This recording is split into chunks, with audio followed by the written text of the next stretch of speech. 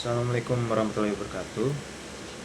Perkenalkan, nama saya Aulia Parimpohan, dan di sini saya akan menjelaskan kelebihan daripada teori Copenhagen School. Nah, seperti yang kita ketahui, selama puluhan tahun, studi keamanan itu tuh didominasi oleh biasanya itu isu militer dan fokusnya itu hanya pada negara. Pandangan ini yang biasanya ya sangat kuat di era perang dingin, mengukur kekuatan hanya dari kemampuan bertahan saja. Tetapi ya dunia itu kan dunia berubah.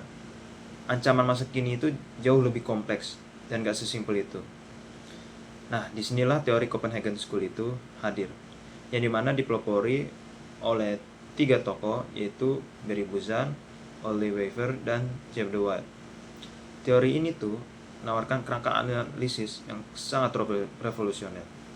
Apa aja sih keunggulannya?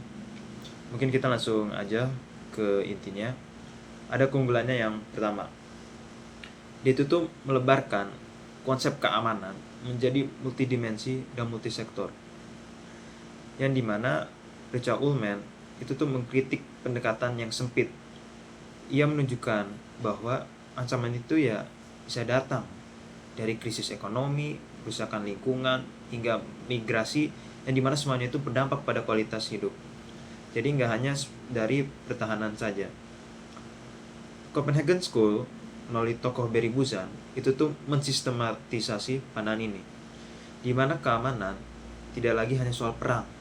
Keamanan itu tuh didefinisikan sebagai keadaan di mana negara dan masyarakat terlindung dari segala ancaman dan mampu mempertahankan identitas serta keutuhan fungsionalnya. Nah, teori ini tuh membagi keamanan menjadi 5 sektor utama, yaitu yang pertama militer, yang seperti yang kita tahu ya, ancaman perang dan pertahanan. Terus yang kedua ada politik, contohnya itu kayak stabilitas, legitimasi lembaga, sama ideologi. Terus yang ketiga ada ekonomi, krisis perdagangan, kelangkaan sumber daya. Terus yang keempat ada sosial, contoh itu kayak persoalan identitas kolektif, kohesi sosial, dan migrasi. Terus yang terakhir itu ada lingkungan, seperti contohnya itu perubahan iklim, degradasi ekosistem, dan eksploitasi sumber daya alam. Nah, dikarenakan perluasan ini itu tuh membuat keamanan itu menjadi isu yang multidisiplin gitu. Jadinya relevan tidak hanya bagi studi strategis, tetapi juga ekonomi politik, sosiologi, dan studi lingkungan. Terus ada keunggulannya yang kedua, yaitu salah satunya yaitu adalah konsep sekuritisasi. Keunggulan ini itu tuh ya pergeseran epistemologis yang sangat revolusioner.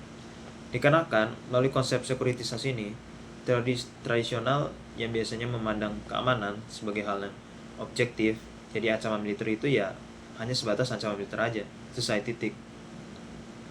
Tetapi Copenhagen School ini sangat menolak pandangan ini. Keamanan itu tuh menurut Copenhagen School itu tuh bersifat intersubjektif dan dikonstruksi secara sosial.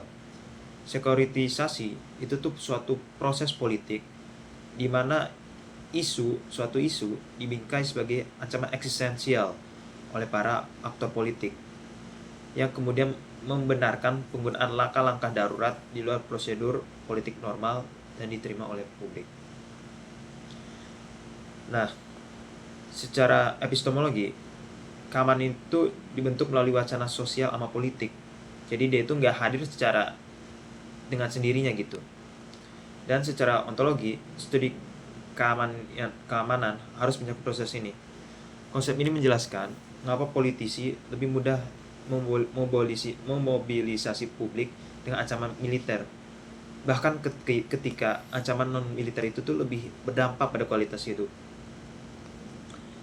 Makanya dengan kerangka ini kita bisa menganalisis gitu isu kontemporer, ya contohnya itu yang kontemporer sekarang itu adalah perubahan iklim atau pandemi COVID-19, yang dimana nggak bisa dipandang hanya sebagai krisis biasa, tetapi sebagai isu yang telah ataupun sedang disekuritisasi, yang memerlukan tindakan khusus.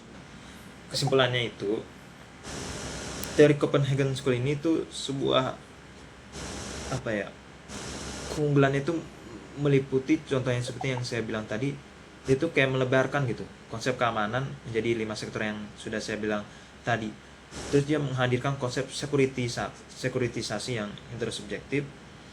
Lalu dia juga menyediakan analisis yang multi level dan berfungsi juga tadi sebagai jembatan konseptual yang tadi yang tradisionalis dan yang widerness, yang menjaga studi keamanan itu ya tetap relevan gitu di era setelah Perang Dingin.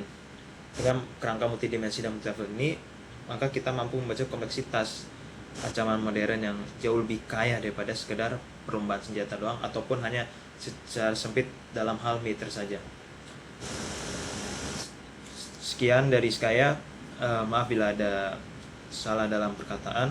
Wassalamualaikum warahmatullahi wabarakatuh.